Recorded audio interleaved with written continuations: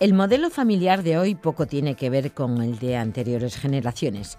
Este cambio en la estructura familiar responde a los cambios acontecidos en la sociedad, unos cambios que abarcan todos y cada uno de los ámbitos de la vida cotidiana y que influyen de manera directa sobre la familia.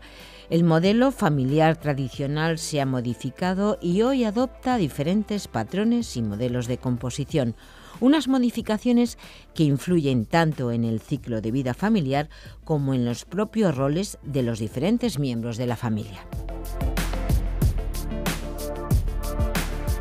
En este segundo tramo de Sin Distancias, efectivamente, vamos a hablar de la familia y el cambio familiar en España. Para ello nos acompañan dos expertos, los profesores de Sociología de la Familia de la UNED, el catedrático Luis Garrido y la profesora Elisa Chulia. Hola a todos y muchas gracias por sintonizarnos para escuchar esta conversación que vamos a mantener hoy sobre la familia como objeto de estudio de la sociología y sobre la familia española también en particular, su evolución reciente y las perspectivas de su futuro, por lo menos el futuro más inmediato. Tenemos el gusto de hablar con el profesor Luis Garrido, que es el catedrático de nuestra asignatura Sociología de la Familia del grado en Sociología. Hola Luis, ¿qué tal estás? Hola, muy buenos días. Muchas gracias por asistir a esta conversación. Y yo quería empezar con una pregunta muy general sobre el tipo de institución social que es la familia. ¿Qué tipo de institución social es la familia? Bueno, siempre se dice que es la institución social básica. ¿Por qué? ¿Por qué se dice que es la institución social básica? Pues porque se encarga de favorecer la reproducción de los humanos. Y claro, la reproducción de los humanos es una cuestión absolutamente fundamental e imprescindible. Y como tipo de institución, pues es una institución que en realidad está muy formalizada, porque está acompañada de un aparato jurídico que es el derecho de familia y está acompañada de todo tipo de derechos y obligaciones en el campo fiscal, en el campo relacional, en el campo civil. Es una institución completa, dado que es una de las bases imprescindibles para el mantenimiento de la vida humana. Pensando en las familias españolas actualmente encabezadas por adultos, pues pongamos eso, entre 25 y 55 años o entre 25 y 60 años, como prefieras, ¿en qué se diferencian estructuralmente respecto a las familias de origen de esos mismos cabezas de familia, ¿no? Esta pregunta está relacionada con el cambio familiar del que tanto se ha hablado.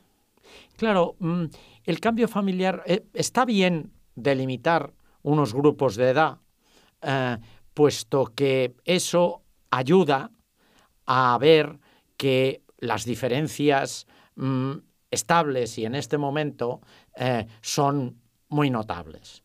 De todas maneras, como mejor se observan las diferencias en las estructuras familiares es cuando se ven por cohortes, o sea, por cuándo ha nacido la gente, porque son los que acompañan en el tiempo los que van definiendo comportamientos nuevos. Y quizá resulta tan diferente lo de este grupo de edad central respecto al de los mayores como este grupo de edad central respecto a los jóvenes. ¿Por qué? Pues porque hay un proceso de transformación constante durante el último medio siglo, y ese proceso de transformación constante define posiciones muy diferentes. Una cuestión básica, siempre había una película que se llamaba El declive del Imperio Americano, que empezaba diciendo que había en la historia una cosa fundamental, que era el número. Y luego dependía de otra cosa fundamental, que era el número. Y esta, a su vez, dependía del número. Entonces, en este caso, en la familia, podemos decir que un asunto clave es el tamaño. Y hay dos maneras de medir el tamaño. Una es el número de hijos, que ha decrecido de una manera constante y impresionante en nuestro país. Y la otra es el tamaño de las redes familiares y la seguridad del apoyo dentro de estas redes de unos a otros dentro de la familia. Y la familia se ha estrechado en términos de número de hijos, de una manera que es conocida y descomunal, y también en cuanto a la eficiencia de las redes intergeneracionales para el apoyo de unos a otros.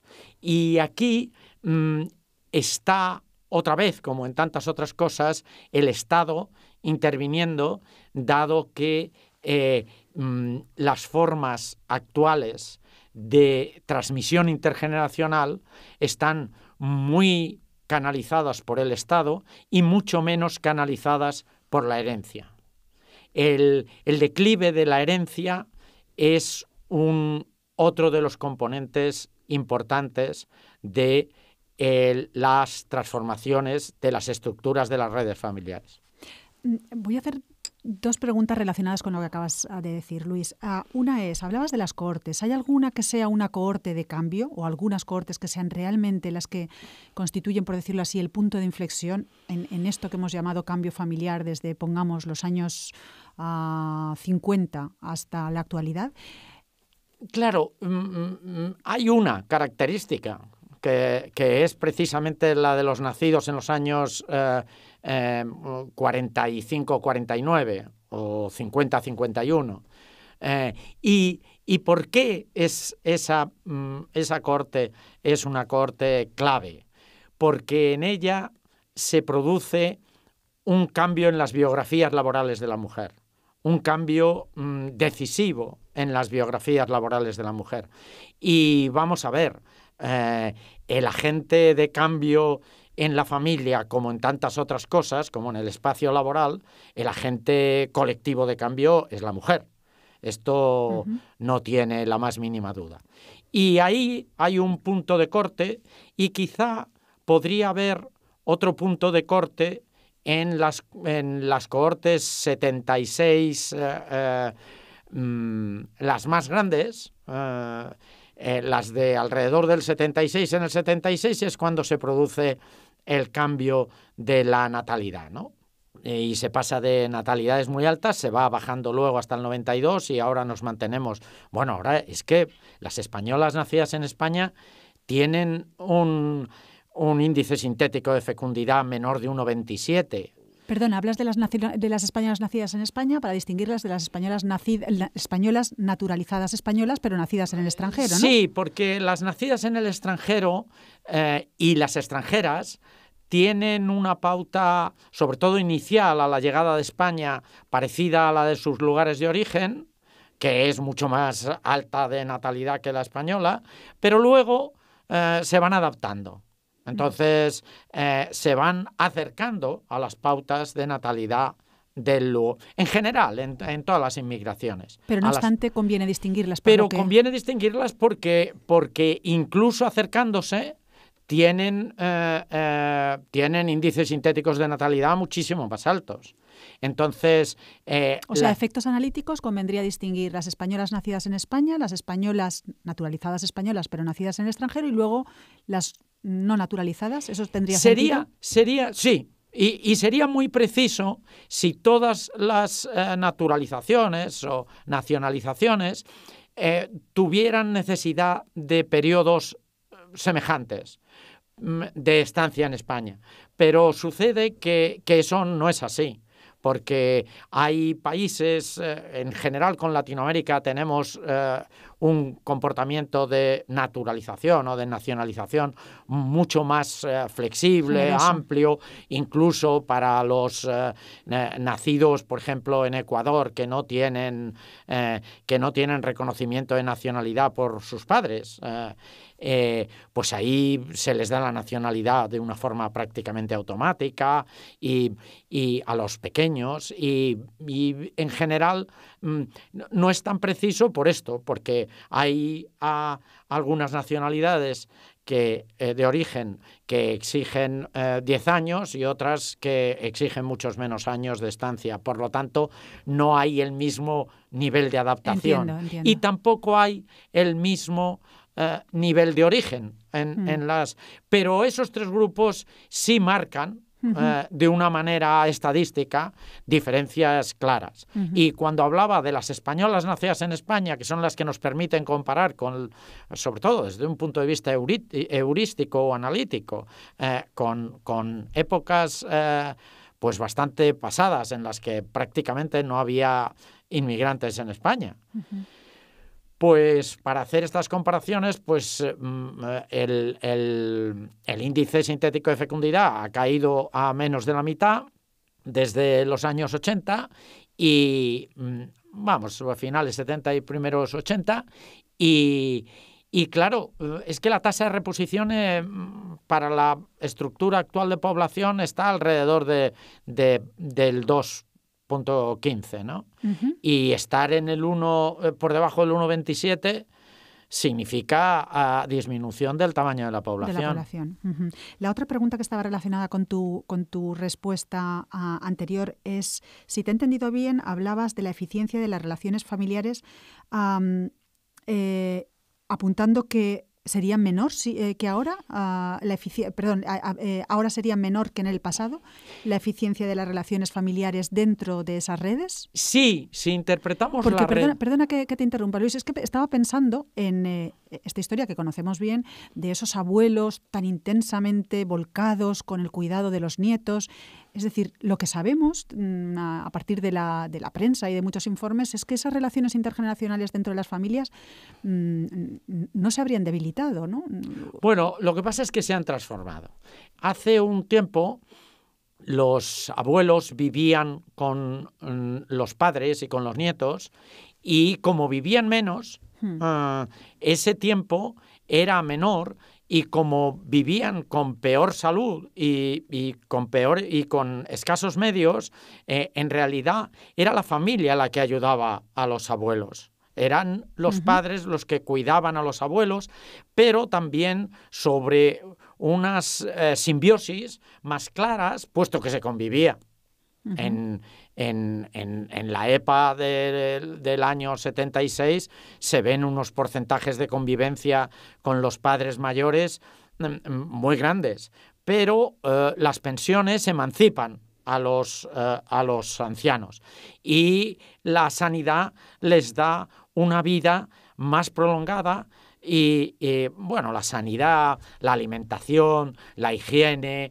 Es que a mí me gustaría aquí introducir un elemento muy importante, que es que hay un progreso oculto o un progreso que no es evidente. ¿Latente? Que la gente no capta como tal progreso, que es que en general todo es mejor. En general, son mejores los estilos de vida, es mejor el conocimiento que se tiene sobre lo que es bueno y que es malo, se tiene una higiene muchísimo mayor, la salubridad pública es incomparable. Claro, cuando uno piensa en qué significaba agua va, que era echar los excrementos por la ventana, claro, luego venía la peste y se extrañaban. Quiero decir que es que las ventajas a las que da lugar el progreso cotidiano, que podríamos llamar, son muy grandes. Y entonces los ancianos, pues ahora son, por decirlo de alguna manera, en la crisis ha pasado mucho eso, que es lo que te hace plantearlo desde esa perspectiva de más eficacia, que es que los ancianos con sus pensiones han podido mantener familias que estaban en situación muy difícil. Y luego también está el otro asunto, que es que con unos padres jóvenes que trabajan los dos, que necesitan trabajar los dos para poder, entre otras cosas, pagar la hipoteca o asumir los gastos que conlleva la vida familiar nuclear, pues tienen muchas dificultades para cuidar a sus hijos. Y los ancianos, sin embargo, financiados por el Estado, pues tienen una libertad concreta y un estado de salud suficiente para cuidar a los nietos.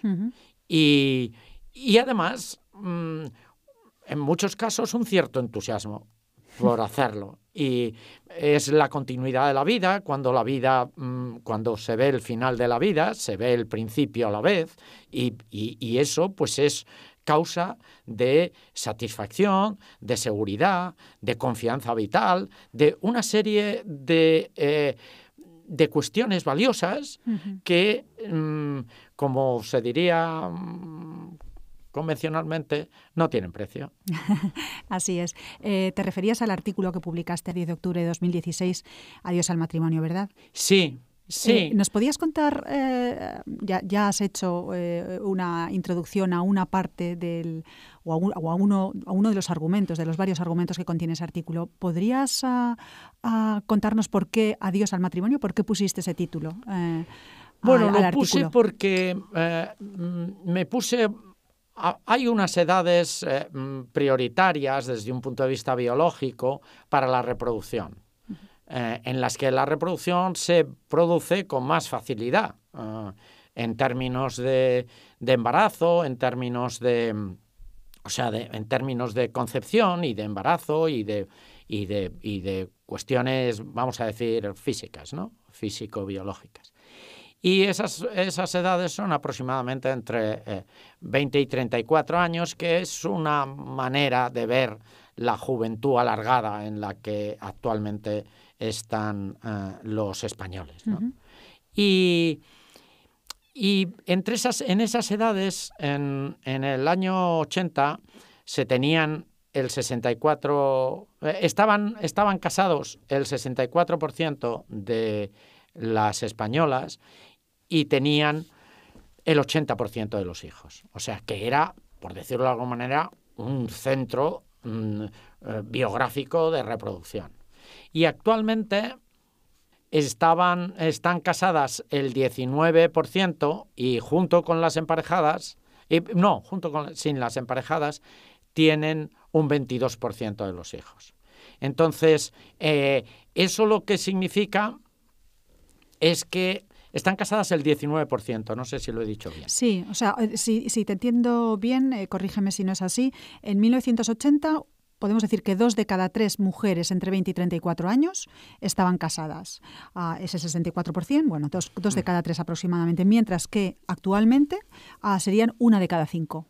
Sí, aproximadamente. Un poco menos que 1 de cada 5. Esa es la relación. Un extraordinario descenso de las mujeres casadas entre 20 y 34 años. Claro. De todas maneras, para que la gente no se crea que los chicos y las chicas, bueno, y los chicos y los chicos, y las chicas y las chicas, pero que han dejado de quererse o de tratarse desde el año 99, más o menos, se ha ido separando la cantidad de casados y la cantidad de viviendo en la misma casa los dos miembros de la pareja, o sea, de convivencia en pareja. Pero hay que darse cuenta de que incluso incorporando a esta gente que vive en convivencia en pareja sin casarse, incluso incorporándolos, no llegan al 40% prácticamente en ningún momento desde el 99 hasta aquí. Y antes eran el 66. Y luego la diferencia, o sea, la proporción de no casados, pues en este momento en la EPA nos da que la proporción de no casados es superior al 50%. La proporción de no 2016, en esas edades de 20 a 34. De mujeres. Luego hay que considerar siempre que cuando se habla de edades matrimoniales, las mujeres siempre tienen edades matrimoniales más jóvenes que los hombres. Entonces, que cuando estás hablando de un margen de edad de 20 a 34, pues en los varones ese margen de edad llegaría holgadamente a los 40. Vale. Estamos diciendo entonces que la mitad de las mujeres emparejadas, entre 20 y 34 años, no estarían casadas. No están casadas, más de la mitad. Un poquito más de la mitad. Un poquito más de la mitad. Bueno, Luis, ya estamos casi acercándonos al final y me quedan un par de preguntas, pero esta me parece sumamente interesante. ¿Y por qué ha pasado esto? Bueno, yo doy dos razones de tipo general. Que una es que el alargamiento de la vida, del que hablábamos de los mayores, lo del alargamiento de la vida es que es absolutamente extraordinario. Bueno, claro, si estamos hablando de vida de los humanos y la vida de los humanos se alarga extraordinariamente y hay previsiones estratosféricas de la cantidad de años que pueden vivir los humanos cuando les sustituyan la pieza que se les estropee, de una manera así un poco de mecánica automovilística, sí. Pues este cambio es fundamental porque a las personas les permite hacer planes vitales individuales. Porque una parte importantísima de los compromisos familiares era la sustitución de las personas que se podían morir en el momento más insospechado y que dejaban huérfanos, dejaban proyectos a mitad y la familia era un elemento absolutamente clave en muy diferentes facetas para esas sustituciones. Ahora la gente ve la vida razonable, con esperanzas de vida razonables muy amplias y puede hacer programas vitales de una manera segura y por lo tanto no necesita tanto de esa seguridad y esa seguridad se encarga el Estado de proveerla. Se encarga de proveerla con seguros de todo tipo. Bueno, se llama la seguridad social, sí, pero se podría llamar la seguridad humana, porque se encarga de las cosas más variadas, de dar educación gratuita, de dar seguros de paro, fundamentalmente de dar pensiones, que es lo que más cuesta, y la sanidad que es un proceso hipermultiplicado internamente, porque cuanto más avanza la ciencia, más se abaratan los procesos, más se... Yo tengo una experiencia. Yo estudiaba ingeniería en el año 69 y se descubrió la resonancia magnética nuclear. Aquello era una cosa extraordinaria, pero que se aplicaba. En realidad se había descubierto en el 38, pero se empezaba a aplicar técnicamente entonces. Actualmente permite sanar a personas de las que antes era imposible saber cuáles eran sus dificultades o sus enfermedades. Y por lo tanto, eso ha cambiado la medicina. Y una cosa que era carísima y que solo se podía hacer en el MIT, en el Tecnológico de Massachusetts, actualmente hay colas en todos los hospitales para que te hagan una resonancia. Esto y su financiación y su progresiva financiación y la capacidad de la productividad de los humanos para que se pueda dedicar tantísimo dinero al Estado para hacer todas estas cosas, dar toda esta seguridad, pues permite a las personas hacer planes individuales con un nivel de seguridad más alto que el que tenían hace 50 años con la familia. Y la emancipación de los ancianos es clave en a base de pensiones. Y hay que darse cuenta de que en España, en el 76, las pensiones estaban en pañales. O sea, es que la gente cree que ha habido pensiones de siempre. Las pensiones son de antes de ayer. Yo me gustaría decir que son también de pasado mañana. Sí. O sea, que tampoco hay que preocuparse tanto porque son tan importantes en el campo electoral. Yo respecto al campo electoral, a mí me preguntas a veces qué políticas habría que seguir. Y yo tengo un truco para decir qué políticas habría que seguir sin decir qué políticas habría que seguir, que es... Habría que darle el voto a los niños.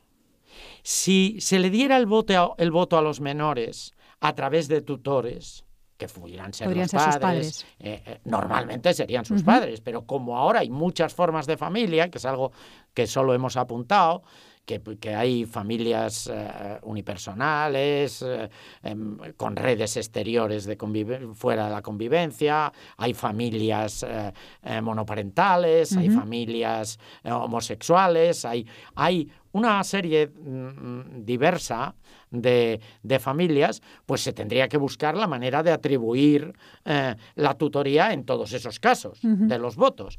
Pero si tuvieran votos los niños, no se hablaría solo de dependencia de los mayores, se hablaría también de dependencia de los menores y se financiaría de una manera más eficiente la dependencia de los menores, porque con educación o con guarderías no es suficiente. Para muchos matrimonios necesitan lo que podríamos denominar servicios de reproducción y de mantenimiento, y esos servicios ni están imaginados, ¿no? O sea, quiero decir que no están en el espacio de demanda.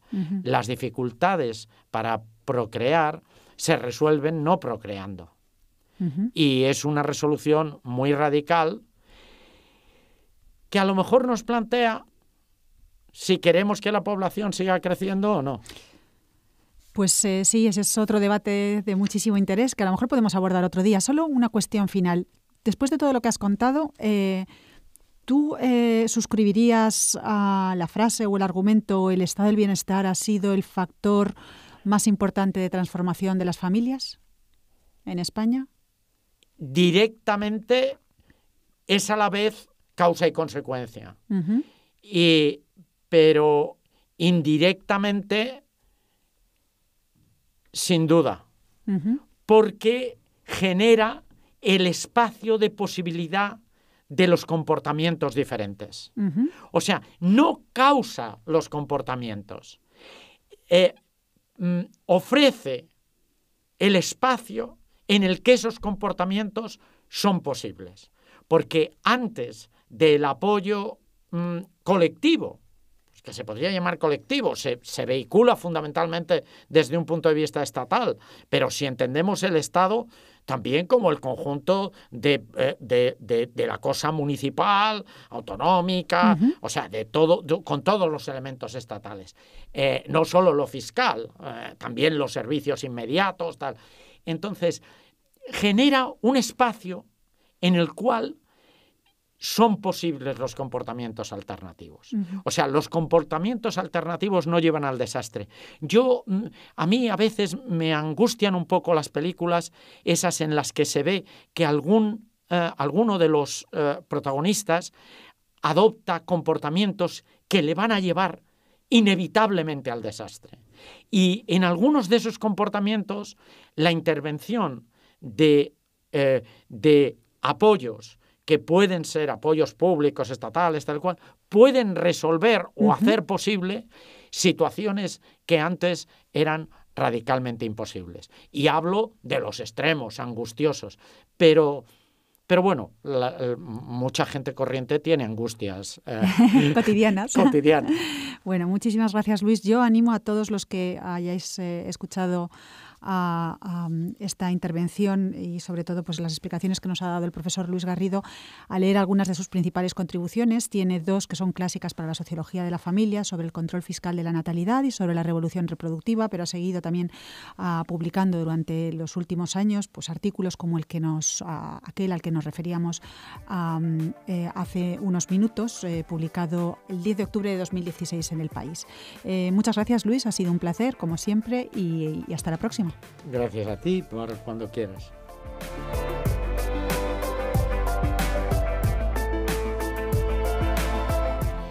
Efectivamente, el pasado octubre, el catedrático de nuestra universidad, Luis Garrido, publicaba en el diario El País un interesantísimo artículo que os recomendamos leáis, en el que resume parte de las reflexiones que ha comentado con la profesora de Sociología de la Familia de la UNED Elisa Chulia en esta entrevista.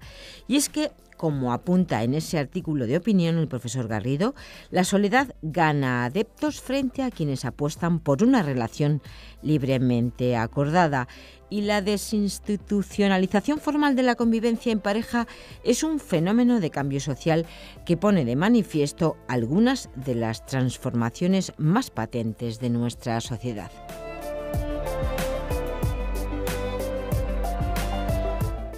La profesora Chulia apuntaba algunos de los trabajos de investigación, libros, bibliografía que os ayudará a profundizar en este tema de la mano de uno de los mayores expertos en esta materia en nuestro país, el catedrático de la UNED, Luis Garrido. Mañana la UNED volverá a estar con vosotros a la misma hora en esta radio, en Radio 3, y siempre que lo quieras desde nuestro canal multimedia, canal.uned.es, y en YouTube Radio. Gracias por acompañarnos.